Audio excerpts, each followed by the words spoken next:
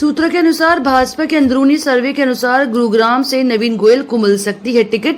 जिद करने वाले नेता को लिखकर जीत की गारंटी देनी होगी। सूत्रों के मुताबिक केंद्रीय गृह मंत्री अमित शाह की सर्वे सूची में अव्वल रहने वाले दावेदारों को ही टिकट दिए जाएंगे। जिन सीटों पर भाजपा नेताओं को रिश्तेदार, पुत्र, पिता अथवा बेटी चुनाव जीतने की स्थिति में होंगे, उन्हें भी टिकट दिए जा सकते हैं।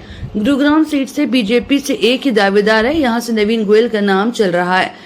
बीजेपी के सूत्रों से मिली जानकारी के अनुसार टिकट बंटवारे के लिए कुछ खास मापदंड तैयार किए गए हैं। पार्टी चुनाव में जातिगत समीकरणों को ध्यान में रखकर ही टिकट देगी। जीतने की क्षमता और लोकप्रियता का पैमाना भी बनाया जाएगा। नेताओं के बच्चों को टिकट देने से भी पार्टी परहेज नहीं करेगी। एंटी इंपेंसी की काट के लिए टिकटों के पर कैंची भी चलाई जाएगी। अटकलें हैं कि 30% विधायकों के टिकट भी कट सकते हैं। कई मंत्रियों को भी बेटिकट होने पड़ सकता है। अभी 41 एमएलए यानी 10 से 15 के टिकट पर तलवार लटक सकती है। हरियाणा में विधानसभा चुनाव की तैयारियों के बीच भाजपा कभी भी उम्मीदवारों की सूची जारी कर सकती है। बुधवार रात भाजपा की बैठक में प्रत्याशी के नाम पर मंथन चला। इस बैठक में भाजपा ने सांसदों को टिकट देने पर भी चर्चा की। साथ ही जो टॉपर हैं उन दावेदारों को भाजपा प्राथमिकता देगी, तो वहीं जिद करने वाले नेताओं को जीत की गारंटी लिखित में देनी होगी। आप सब साक्षी हैं, पिछले 5 सालों में कैनविन फाउंडेशन बना करके घंटे डर रहता है किसी की गलत रिपोर्ट ना बन जाए, किसी डॉक्टर को किसी का गलत सुआ ना लगा दे, किसी को गलत दवाई ना दे। और आपको ये भी दावे से कह रहा हूँ, अगर इस कैनविन आरोग्य धाम का सबसे ज्यादा फायदा हुआ हमारे रोशनपुरा को, हमारे और आप सबकी दुआएं हैं दोस्तों। हमने कैनविन को सिर्फ मेडिकल लाइन तक नहीं रखा। मेरी चाची ताई 5 मिनट और बैठ जाएगी। ऐसे ही जनता दरबार लगा करके काम करने की इच्छा है दोस्तों।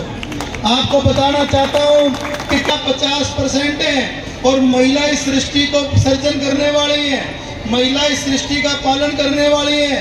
तो हमारी बहनों को, हमारी माताओं को कहीं पीछे नहीं रहने देना। उनके लिए भाई साहब, आप लोग जितना आपका एक्सपीरियंस है, लोगों के चेहरे बता सकते हैं।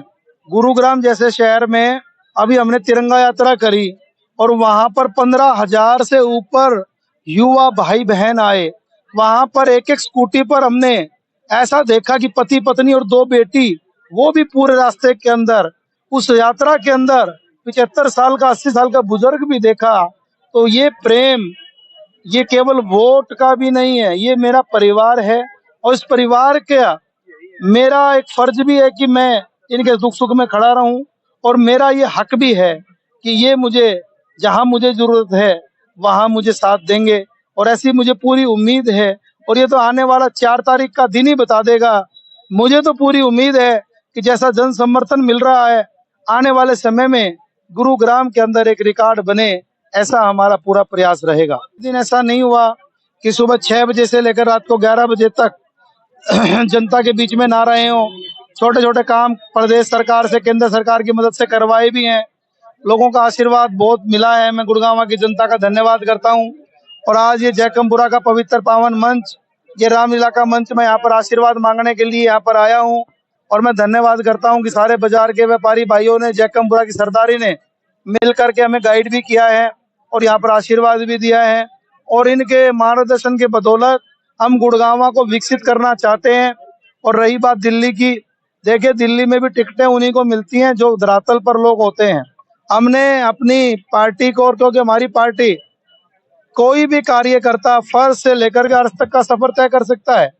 हमने अपना काम बड़ा ईमानदारी से, चाहे पर्यावरण विभाग का हो, चाहे जिला सचिव का हो, और अब व्यापार प्रकोष्ठ के प्रदेश संयोजक के तौर पर बड़ी ईमानदारी से करने की कोशिश करी है और आगे भी करते रहेंगे। और मैं धन्यवाद करना चाहता हूं कि सभी ने इसमें पूरा साथ दिया है।